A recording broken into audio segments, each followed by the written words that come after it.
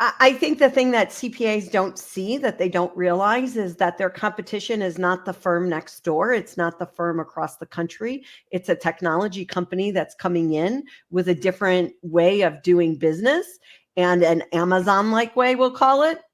And they are bringing in new tools and new technologies to serve customers better. Welcome back, everyone, to the Geeks, Geezers, and Googleization Show, the home of Googleization Nation, where we talk with HR and business thought leaders about the crazy, never normal shift going on all around us.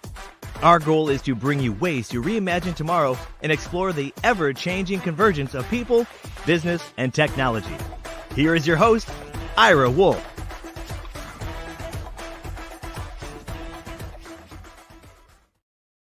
Well, welcome back, everyone, to the Geeks, Geezers, and Googleization Show. Thank you for being part of Googleization Nation. I'm Ira Wolfe. If you think this is just another podcast, think again. This is the voice of the most important conversations on the future of work confronting business leaders and people today. My goal is to bring you ways to reimagine tomorrow and explore the ever-changing convergence of business, technology, and people. On today's show, we're going to take another leap into the future. But I've got to admit that leap is becoming more of a very, very small step as the world seems to keep spinning faster and faster. Just weeks before tax day in the United States, accounting might seem to many people like it is one of those industries or professions that is somewhat immune to the whirlwind of change affecting most of us. But if that is even a remote thought, then you don't even want to think about going anywhere, because today we have Jody Padar, the radical CPA, and Bill Keller, president of Global Staffing, ready to tell you what's ahead in the world of accounting and finance. Like most industries, accounting is gearing up for a transformation. Remember when H&R Block and then more recently TurboTax were disruptive innovations in the accounting space? Well, thanks to blockchain, AI, and predictive analytics, you haven't seen anything yet. Before I invite Jody and Bill to the stage, just a reminder, in addition to broadcasting live today on YouTube, LinkedIn, and Facebook, you can also watch us live on, or listen to us live on W4CY and watch us on Talk 4 TV. We now reach a potential audience of almost 2 million people on all the platforms that we're on. To watch us each week on W4CY, it's really easy. Simply download the W4CY app on your phones or tablets. So if you can't watch and listen live, no worries, because the video replays are available on all these platforms, as well as Roku, Apple, Spotify, and dozens of other podcast platforms. So now it's time for the perfect labor storm. This is the segment each week when I get to point out a disruptive, surprising, or worrisome trend that I believe you should know. With anticipation, many of us who follow workforce and labor trends geek out when LinkedIn releases its annual most in-demand skills. So as expected, there's a lot of buzz around this year's just released report. No surprise to anyone, people skills and people-to-people collaboration continue to gain importance after decades of lip service. I've been in the workforce and in business for over 4 decades, and I can't even remember a time when we weren't talking about communication and team building as necessary elements of a good business strategy. So what's going to make 2024 any different? Well, it seems that executives finally got the hint. 9 out of 10 global executives agree that soft skills, aka human or durable skills, are more important than ever. So it's not surprising that communication ranks number 1 on the 2024 list of overall most in-demand skills. But now I'm going to read this next part directly from the report, which is the part that has me and a lot of my colleagues excited. Since AI has changed work so profoundly over the last year, we, and that's LinkedIn speaking, we also are highlighting the top skill of the moment with the most notable surge in year-over-year demand, and that's adaptability. You hear about me talk about it all day long, every week, every month, every year. It's the indispensable skill that allows teams and organizations to keep growing at the rate of change. Since 2015, skills for roles have on average changed by 25%. You can see how excited I am. By 2030, it's expected that number will reach at least 65%. So we're going to more than double the number of skills that are going to change, that people are going to be required to learn. That's in line with the forecast I've been sharing for at least a decade. 2/3 of all jobs will be at least 1/3 automated. That means for LinkedIn members, and which have over 1 billion people, more than 500 million people who are currently on LinkedIn hold jobs that stand to be disrupted or augmented by AI. Some of those people work in accounting and finance, which is why I'm so excited to have Jody and Bill here today joining me. Jody Padar is a CPA. She's also known as the radical CPA, and she's one of the accounting profession's foremost visionaries and pioneers. She's a well-known advocate for tech adoption and general forward-thinking behavior inside the profession, and she's been consistently named one of the top 100 most influential to the profession by Accounting Today. She's the author of Radical Pricing, which will be published in early 2024, as well as the author of 2 other books, From Success to Significance and The Radical CPA, New Rules for the Future Ready Firm. Bill's entrepreneurial journey started when he was just a young man. When I first met him, with him and his dad in business. He's evolved from leading manufacturing businesses to founding Staffing Global. It's a pioneer in remote staffing, influenced by key business thinkers. He adeptly combines his manufacturing background with innovative remote team strategies, emphasizing employee development and empowerment. So let's give Jody and Bill a big Googleization Nation welcome.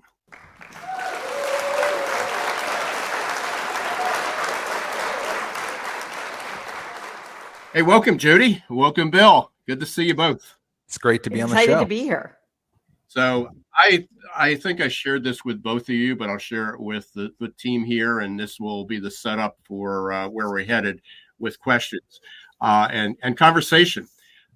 About somewhere between 10 and 15 years ago, I don't remember the exact date, but I was working with a regional accounting firm, and they were going through a successor transition. So like many other organizations, they were recognizing that their baby boomers managing partners or heads of their organizations were aging, and they were about to leave, or their terms expired, and they wanted to bring in and groom some new young people. And so part of that was not just identifying who was most prepared to lead the organization then, but who was going to be prepared to lead the organization in the future, who basically had that forward-thinking mindset.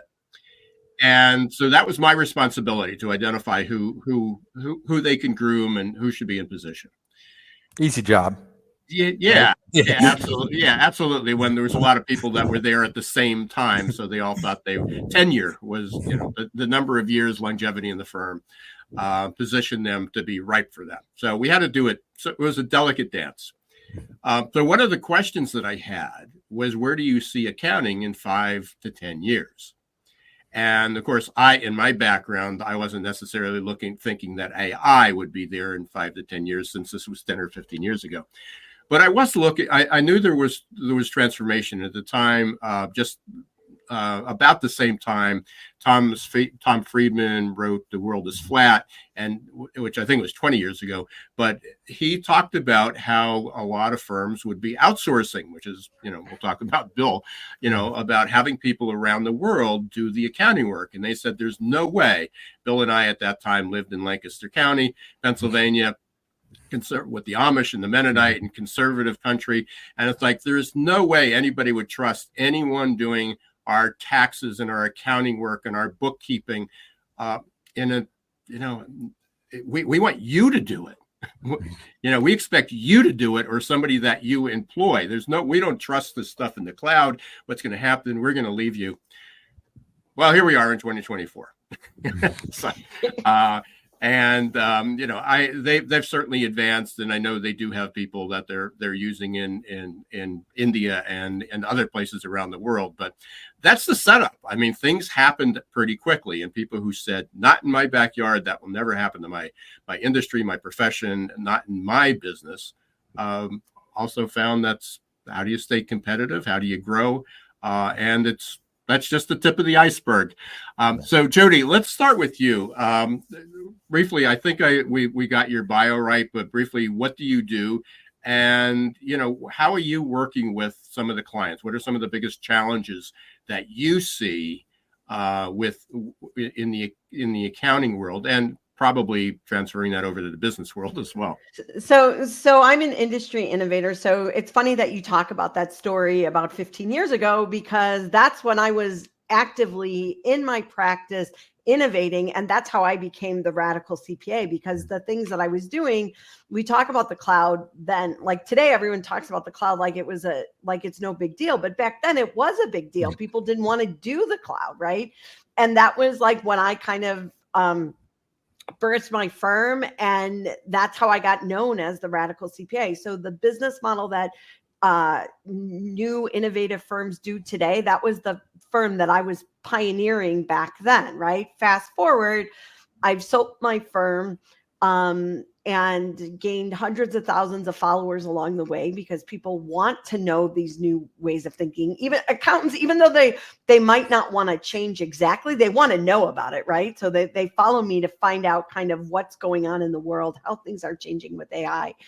And then fast forward, I'm working with a startup called April, and we're developing tax software to compete with TurboTax. And we deliver our software through fintechs. So TurboTax is going to have a little competition, which is good because tax software hasn't changed in the last 30 years. So it's exciting to kind of see the evolution of change happening. But I think realistically, when we look at the whole landscape of the accounting profession, it's been changing for a long time. And the pandemic pushed it even faster, which is good. And now, I think accountants are ready, a little bit more ready for the changes than they were in the past, but they have to be ready because AI is coming. And, there's so many things that accountants have to adapt to the new way of working. And that's for everybody. It's not just the accounting profession. It's all the professions as a whole. But to me, it's exciting and it's a new opportunity, and there's lots to do and to pioneer moving forward. So Bill, you went from manufacturing log cabins to Staffing Global.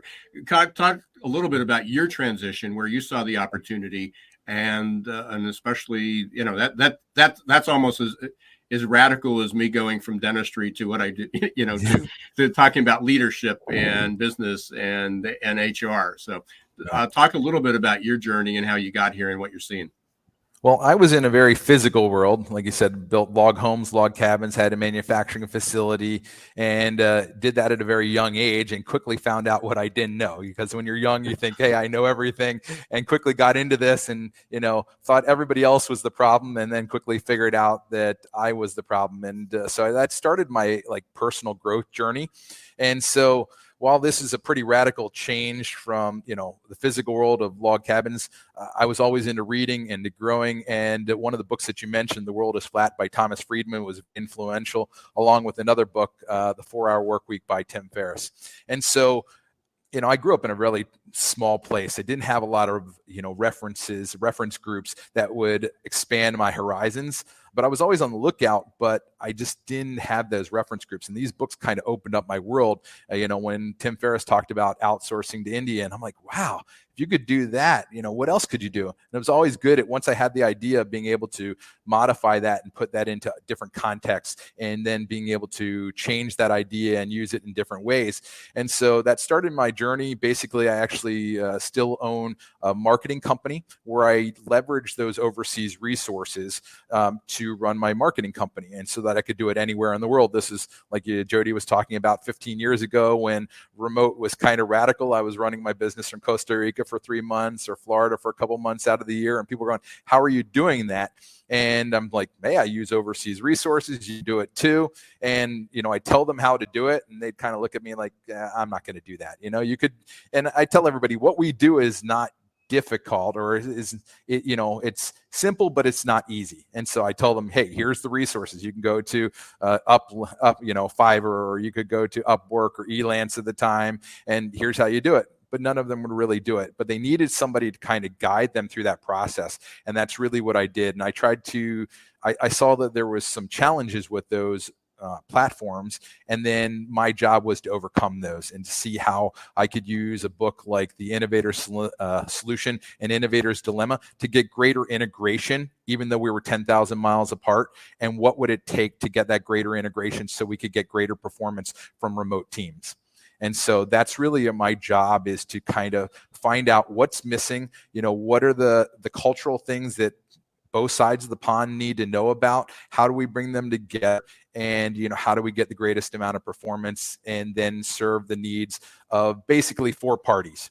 And when I'm looking at this relationship, I'm trying to see, how do I serve my client, which is oftentimes a CPA firm? How do I serve my client's employees? We don't want this to be something where a job goes overseas and it hurts an employee here in the US. We have plenty of work to do. Most people can't find enough people, so nobody's really going to lose their job. We don't see that, they're taking whole operations and moving them over, at least not with the people we're working with. And then how does it help our employees? The people that we have overseas, and then how does it help our clients?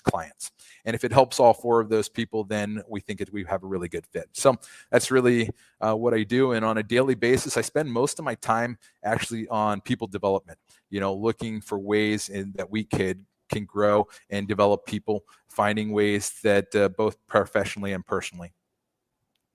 Come off mute. Bill, you said something at the beginning, and it was just sort of offhanded remark, but you said when you were really young, you kind of came in and thought you knew everything what there was until you realized that you didn't. What struck me was, I think all of us, I don't care if you're, I know baby boom, anybody older than 30 or 40 or 50 thinks that everybody young doesn't know what they're doing. And it's like, wait till you grow up. But we're living in a time right now where everybody almost has to think like you did when you got that aha moment of, we don't have any idea of what this future is going to look like, or what we thought we knew that would lead us to success no longer does. So that leads me back to a question with Jody, is what are you seeing as the biggest challenge within the accounting firms that you're working with? And maybe there's 2 questions there. Is the ones that reach out to you, and then the ones that don't. What are the biggest challenges that you see? Yeah, so I think the ability to adapt to change, the business model as a whole to adapt to change, right? So when you think about old school firms, they're run by partnership models. These boomers want to retire, and they still don't have the next generation to come up, right? So they have private equity coming in. There's all these new disruptions happening at the business model level. And then we have a hard time finding staff, right? So like when we talk about who's the team going to be and where's automation going to fit. So those are the challenges of today, right? So you have this old archaic management model that doesn't work anymore. And then you have technology that's coming in, and then you have not enough CPAs even graduating to do the work. And there's a huge opportunity to outsource a lot of stuff overseas, and firms are looking at it and they're using it, but there's still so much work. The biggest problem for accounting firms right now is they're profitable. So, and you say that kind of tongue in cheek, but what happens is when you're profitable, what happens? You're kind of complacent, and you're not willing to change because you look, I'm making money. What do I need to change for? But what's going to happen when they don't make money, right? And so I think that's one of the things that we have to think about. And I think that's the people who aren't coming to me. don't even realize that, they're going to wake up one day and the world's going to have changed, versus the people who are coming to me and are like, oh, how do we add automation? How do we change this? What do we need to do to our business model inherently to get it ready for the future? Versus the people who are like, well, I'm profitable today, I just assume I'm going to be profitable tomorrow. So there's a lot of, going back to what I said earlier, there's a lot of firms that are out there that are thinking that they know what they need to do, but they're basically, adolescents or young 20, people living in a world that's rapidly changing. Bill, you work, and I know you can't, I won't say I know you can't, but you probably don't want. I don't want to ask you for the names of clients or firms that you're working with, so we don't want to share those. But I know you're working with a couple pretty innovative, advanced accounting firms. What are you seeing? I mean, when you first reached out to them, or they reached out to you, what did that look like? What solutions are they looking for? Is it strictly because, hey, we can't find anybody locally, so we need a staffing firm to find us people, and your people just happen to be anywhere around the world?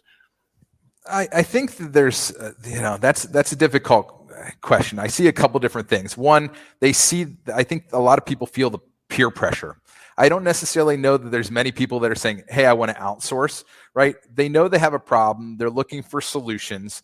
They're not necessarily saying, oh, this is the best solution. It's a solution, right? And I'm not saying this. I think if they could find a solution they were comfortable with, or they used more often that would work, like regular hiring, they would do that, right? Most of the CPAs that I find is even the more innovative ones are still not that innovative, right? That you're still, I mean, I'm sure there's some that are out there, but the ones that I'm talking to, typically they're going to do it because they feel forced to, more than they want to do it, and it's exciting for them to do it. There are a couple people that I have that I think that they find it exciting, and many of the people that are finding it exciting are finding different benefits than other people that are kind of dragged kicking and screaming. And that basically has to do with, they found that they really like the interaction from overseas people, and their younger staff really enjoy working with overseas people. And so that was a benefit they didn't really expect. So I think there's a lot of benefits that people don't really understand when they first come into it. But I find that a lot of people even in the innovative space are still resistant to change. And I think that I can't blame them. They're profitable. They have this business model. Why should they change? And even so, the structure makes it very difficult for them to change.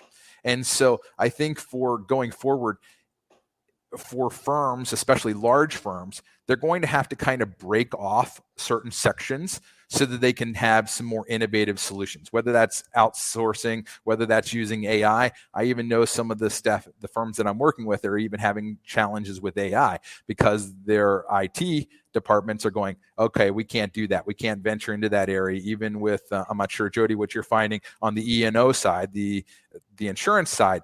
The insurance companies don't even want to let some of the accounting firms start really delving into AI because of the risks that they see out there. We'll tee that back up to you, Jody. I mean, what's your response to that? Are you seeing the same thing, or you talked about even your own firm being fairly advanced, being innovative, bringing in technologies, automating things. Where does that fit into this picture? Because we're talking about needing more CPAs, but that's a human body problem. But automation, I think the thing that CPAs don't see, that they don't realize, is that their competition is not the firm next door. It's not the firm across the country. It's a technology company that's coming in with a different way of doing business, and an Amazon-like way, we'll call it. And they are bringing in new tools and new technologies to serve customers better. And now, again, there's certain amount of audit that has to be done by bigger firms, but the majority of work that's done in firms today is not relevant to the attest faction or to audit, right? So if you get rid of the audit piece and you look at all the other work that accounting firms today do, most of it can be done by non-accounting professionals. and just have a little bit of accounting oversight on it.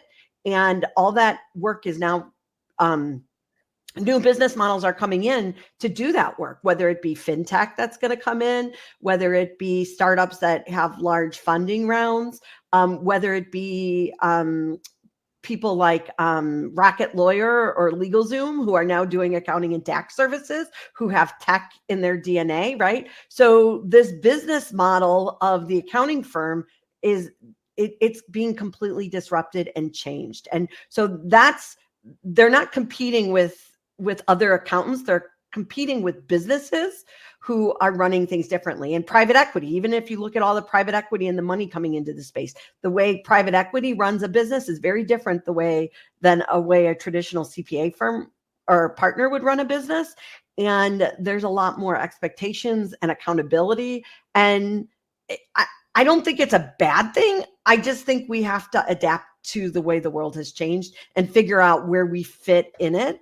Because ultimately, if these new business models serve the customer better, then that's really good, right? And accountants will find jobs wherever. They're always going to find a job. Doesn't matter if an accountant works for a partner who's a CPA or if an accountant works for a CEO who runs an accounting practice, like more of a business versus an accounting firm or a professional services firm. And I think that's the disruption that people don't realize is coming. And when you pull all that data together and you look at it from a tech focus, now you have so many other opportunities even to serve your clients better, because you can look at that benchmarking, you can look across the board. And that's what a lot of the new accounting startups are doing, is they're giving insight to the data versus, and I'll say deep insight versus just a professional services firm giving insight, because they have hundreds and thousands of pieces of data to compare it to. And to me, again, that's the cool stuff. If you're really an accounting geek, you want to geek out in that data and figure out how to use that data to serve your client better, not worry about how it was collected. So I think that's the exciting stuff. So that seems to going back to what we talked about in the beginning when I talked about adaptability, which is where I've spent the last number of years, is not necessarily looking at different ways to find people, to resource, to work remotely. It almost seems we're stuck in the wrong paradigm versus adapting to the way accounting will be. What will that look like? And how do people fit into that model, rather than saying we need better ways to find more people? Am I correct? I think you're right. Yeah. Bill, I mean, that's your world. I mean, am I blowing up your business no, model? So what I would say is think of a couple different ways. Like, I think we're limited by linear thinking. I think even like Stephen Kotler, and you had he was on, we are very linear thinking people. So we are often thinking, okay, how do we do this 10% better? Okay, we have 10% more work to do next year. How are we going to do that? So we think very linearly. Okay, we'll just hire 10% more people. Okay, or we'll make them work a little bit harder. We need to be thinking in a much more exponential way to give us new solutions. Whether that's outsourcing or not, I don't really care, from my perspective. Like you're talking about, how are we going to do that differently? And so we say, if I had to double my output next year or triple my output, what would that look like? What would I have to do? Well, I can't keep doing what I'm doing. Okay, we're going to have to go to technology. We're going to have to maybe use a combination of efforts to do that. Would I change the type of work that I do? I even go to books like Manufacturing. I really encourage people to be reading out there. I don't know if you've ever read a book called The Goal, and it's about basically the theory of constraints. So what is the constraint within the industry currently? And, Jody might have a better idea, but right now it seems like everybody's saying is, oh, it's CPAs. That could be, that maybe not. Maybe it's just a matter of getting the work out. It doesn't have to be the CPA per se. Almost anybody, even a non-financial person, might be able to do that work. So really need to dig in to understand what we think we know is probably not the reality of what the situation is really on the ground, and everybody takes first of all, well, we just need more CPAs. Well, that's a very simple answer And that might work to solve the problem, but we're probably not going to be able to do that. So let's put that out of our head and let's try to really think a little bit deeper about the problem to say is, what is the actual bottleneck? And then once we understand what the bottleneck is, then we can understand what the possible solutions would be. And I try to look at, rather than say, this is what the future is going to look like, I try to find out like 3 or 4 different future possibilities and say, is there something that I could do that would help me in either one of those situations? That would be an example of something that I'm constantly looking at. It's also one of the reasons that I don't just do remote staffing. We're also looking at office automation. So I have an office automation division where we're doing lots of no-code work, no-code or low-code work to help smaller companies to do automation in addition to providing the labor, because we don't want to just be quote unquote cheap labor. We want to be an excellent solution to get the work done, whether that's through automation or whether that's through outsourcing. So. 2 of those disruptors or solutions could be AI. Obviously, we talked a little bit about that. When we come back from our break, we'll talk more. And then there's blockchain. Is how disruptive is that going to be? Because I know people think that that's not going to happen. It's going away. And when the price of Bitcoin, collapsed a couple months ago for the last year, everybody said, see, it wasn't going to work. And now that it's doubled again and it's back up, it's coming back on the horizon. And some of these things just never go away. But you are listening to Geeks, Geezers, and Googlization. We are talking about the future of accounting, but essentially, since every business that is in business uses accounting in some way, or should be using accounting, or has an accounting function in some way, it affects everybody. And we all need CPAs and accountants to be able to help us along that path. So it affects everybody who's listening, everybody in business, and anybody thinking about what the future of work is going to look like. We will be right back in 60 seconds. Please stay tuned, and we will continue this conversation with Jody Padar and Bill Keller about the future of accounting. Are your employees feeling stuck and just showing up for a paycheck? Is your workforce working harder to get back to normal than adapting to the future? It's time to help them break their addiction to certainty and develop a growth mindset. Developed by one of the world's top-rated future of work thought leaders, AQ Plus Mindset is a powerful tool to help your employees embrace change, adapt faster, and grow on the job. Conveniently delivered to any smartphone or laptop and easy to digest 5 to 10 minute lessons. Managers can sit back and watch employee attitude shift towards growth and innovation in just 30 days. Are you ready to help your employees thrive in this ever-changing, never-normal world? Encourage them to show more grit, resilience, adaptability, and unlock their potential? The journey to a growth-filled future starts with a growth mindset. Visit aqplusmindset.com or call 484-373-4300. Hey, welcome back, everyone, to Geeks, Geezers, and Googlization. We're talking about the future of accounting, where balance sheets meet the bleeding edge, which was our subtitle for this. And we certainly are at the bleeding edge. Jody, I don't want to pass this by and get toward the end and not be able to talk about it a little bit, because I think this fits into that conversation. You have a new book coming out, the Radical Pricing. Where does that fit into this future of accounting? So it's important to think about pricing as kind of the whole of your firm, because I think too many times, if you think about traditional firms, it's the billable hour.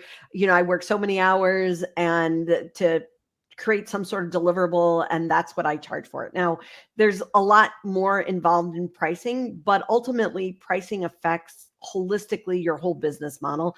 And I think the reason firms have been so stuck and being afraid of change is because their pricing model has not allowed them to do it. So when you think about something taking 2 minutes, how do you build 2 minutes? Well, that was the cloud. Now think about something being done with AI. Well, how do you build a negative second, right? So you have to change your pricing model, because fundamentally that's going to change everything that happens behind the scenes in your firm.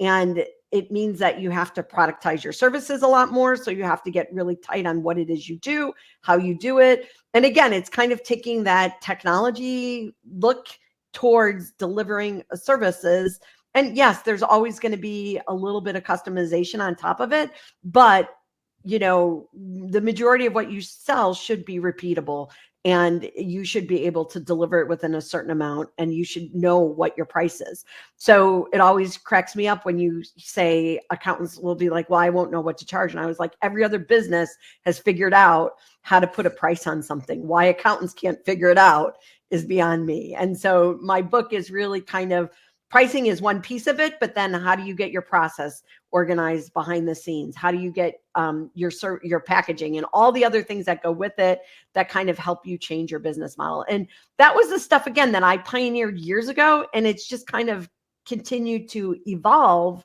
because we live in a different world today. It's not like I'm sitting there with a pencil and paper doing all this work to get it out the door. And if you think about what prevents innovation, if you're getting charged by how long it takes you to do something, why on earth would you want to automate it? You wouldn't, right? Like, it doesn't make sense. So that's why we have to look at a new way of pricing as we adopt automation and all these other things, so that we truly get paid for the value that we deliver and not just the inputs to get it out. Jody, I had a smile, and this is 30 years since I've been out of dentistry. So it's a long time, but it took me right back to, I remember, patients would come in, and I remember having this conversation with one of my colleagues who was an oral surgeon, and people would come in and complain. They said, you charged me like, the dentist down the street charges less money. And it took him an hour to do it. And I said, well, if you'd like to come back in, I can charge you. I'll just double the time it takes me to get it done. I mean, where efficiency and automation and skill, people want to base it on time. It's like, because that's how they get paid. I mean, our whole pay system, our reimbursement system is you get paid an hour, whether you do a lot of work or no work or doesn't show up at all. And sometimes you get paid for staying home.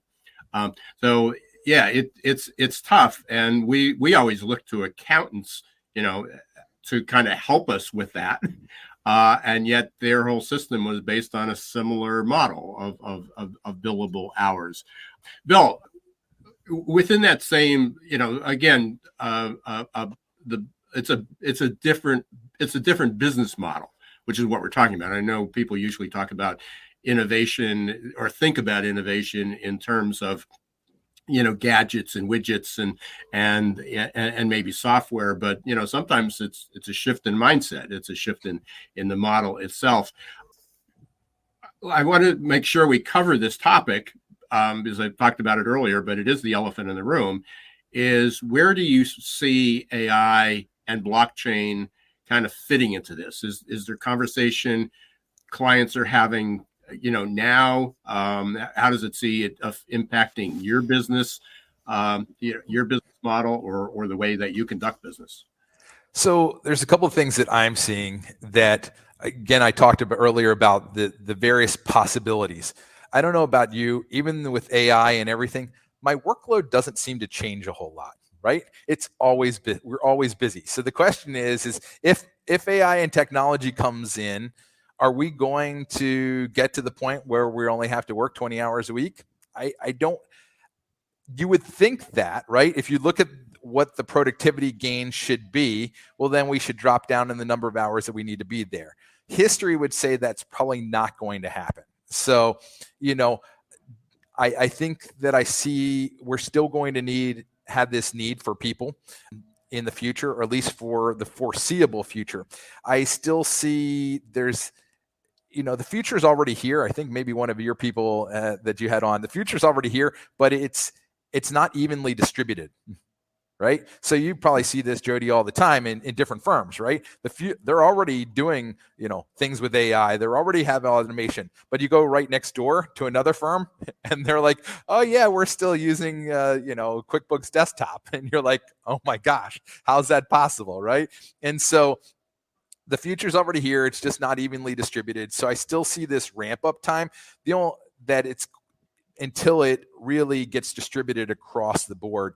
But, it is a worry of mine that, that I'm going to need less people, which is one of the reasons that I'm also working on the automation side. So again, I saw these possible futures and say automation is one of them that's going to be here. I don't think that's going away. So I need to be working on that as well. And it goes back to philosophy and mindset. That's not mindset change.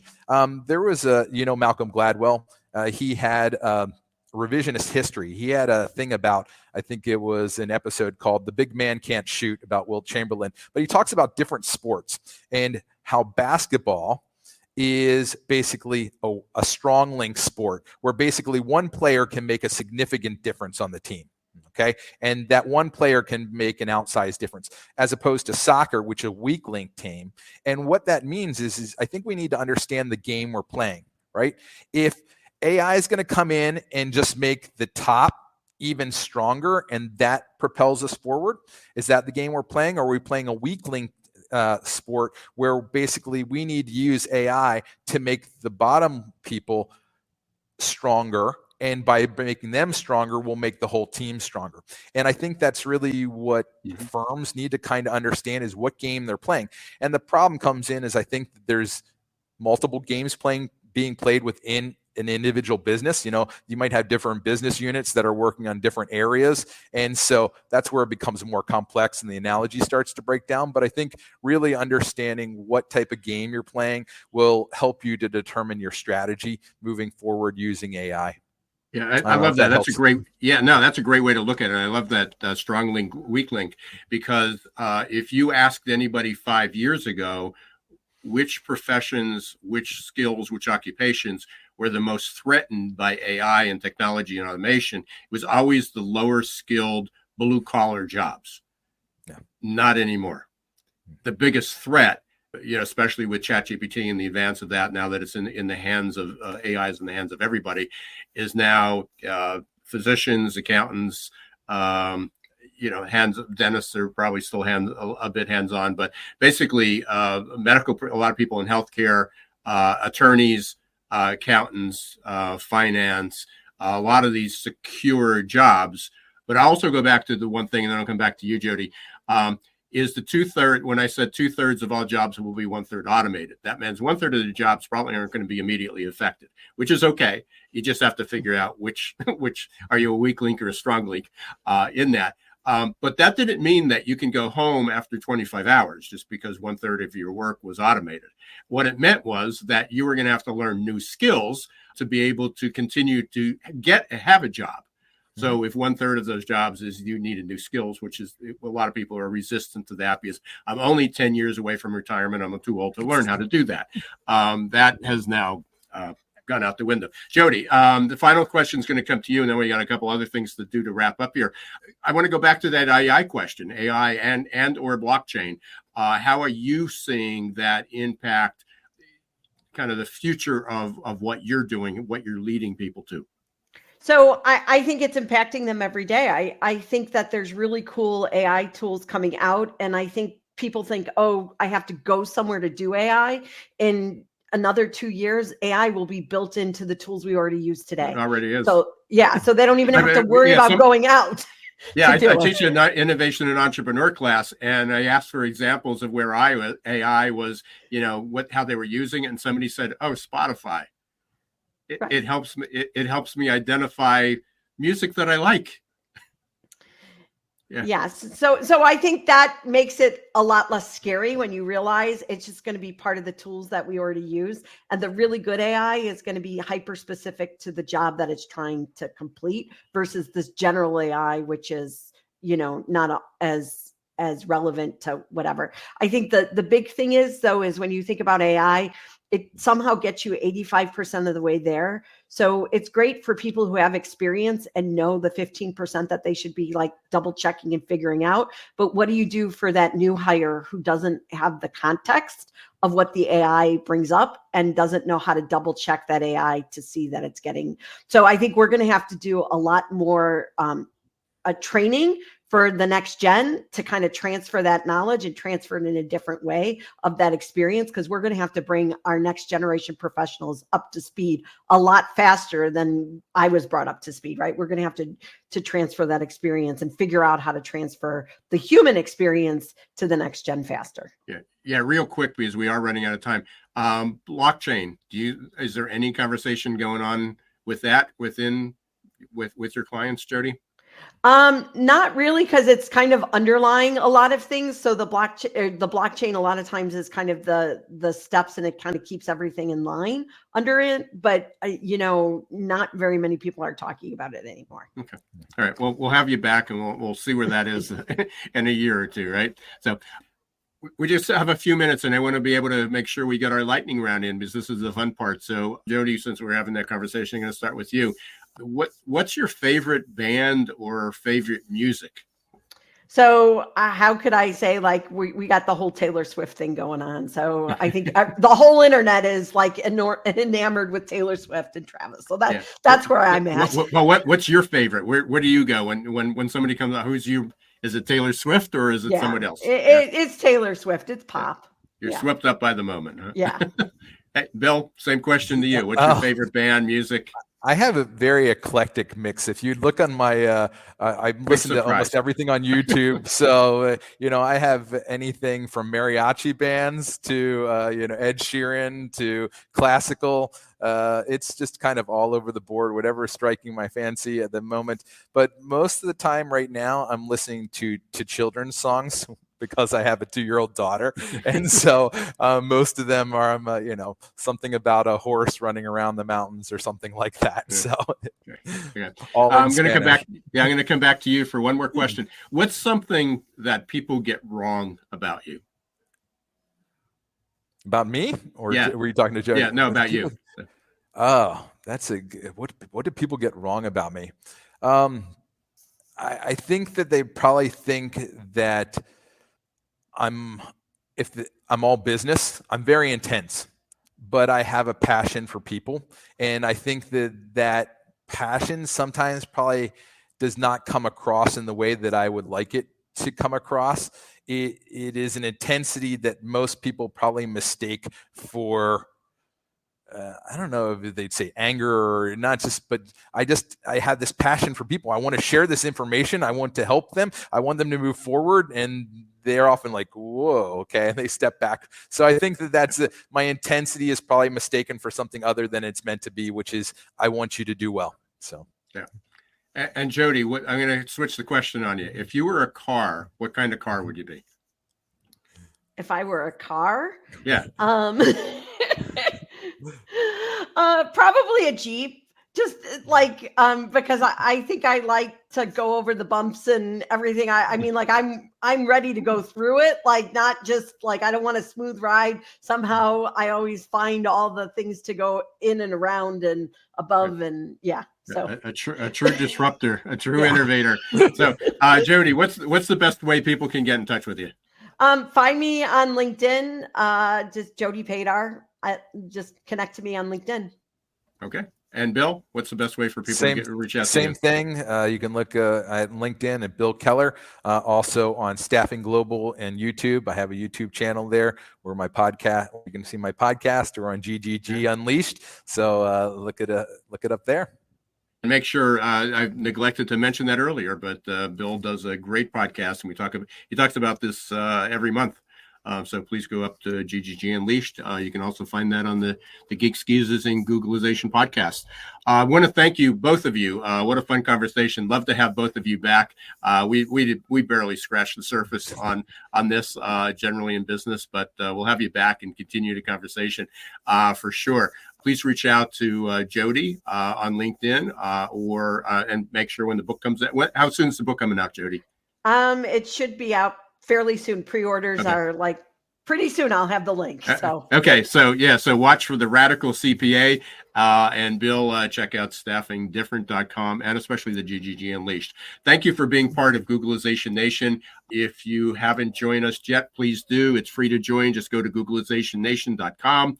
I want to extend a special thank you to our guests today, Bill Keller and Jody Padar, and all our listeners for tuning in. If you haven't subscribed on your favorite podcast platform yet, please do so and leave us a review. And until next time, don't let the shift hit your plans. Thanks for watching Geeks, Geezers, and Googleization. Be sure to listen to the podcast and follow us on YouTube. This show was produced and edited by Hilton Productions.